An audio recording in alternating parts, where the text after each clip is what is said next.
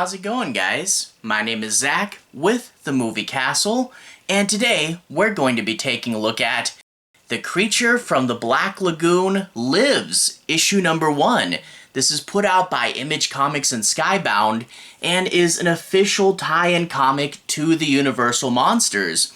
If you guys have been paying attention to what Image is doing lately, they started off with a Dracula miniseries, and this is their second miniseries, and it's going to be focusing on the creature.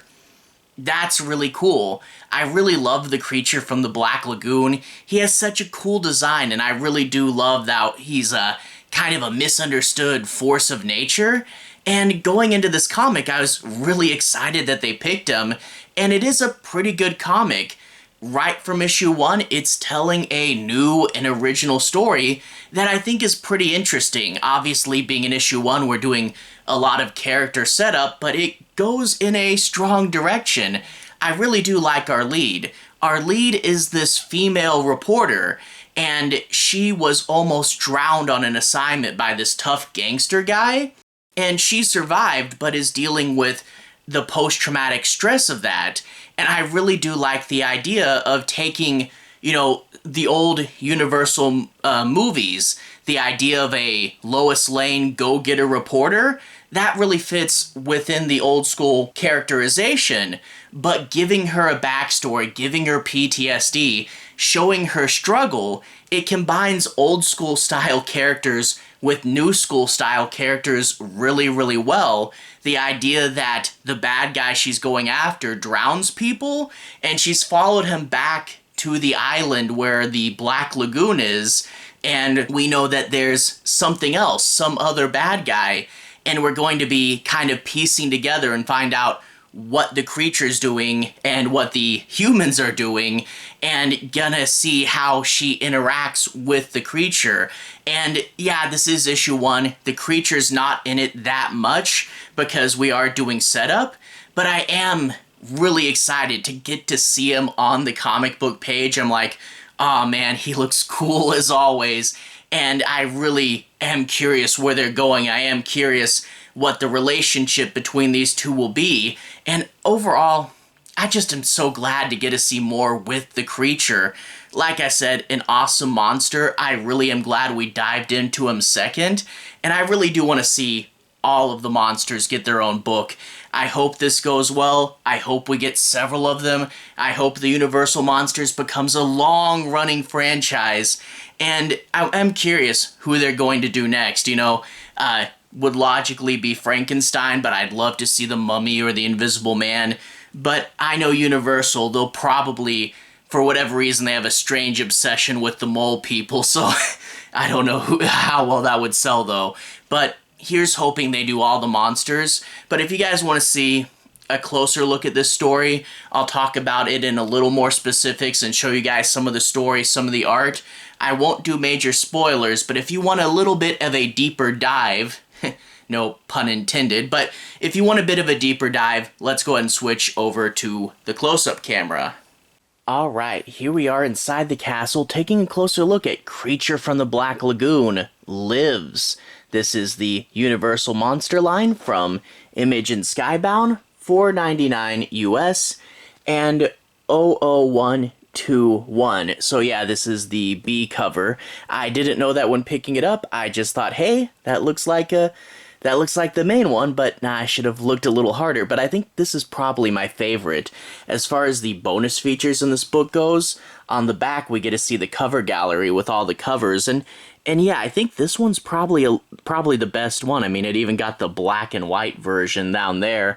As far as bonus features also go, we are going to have a letter from the creators of the book talking about their inspiration. We will get the letters page back again.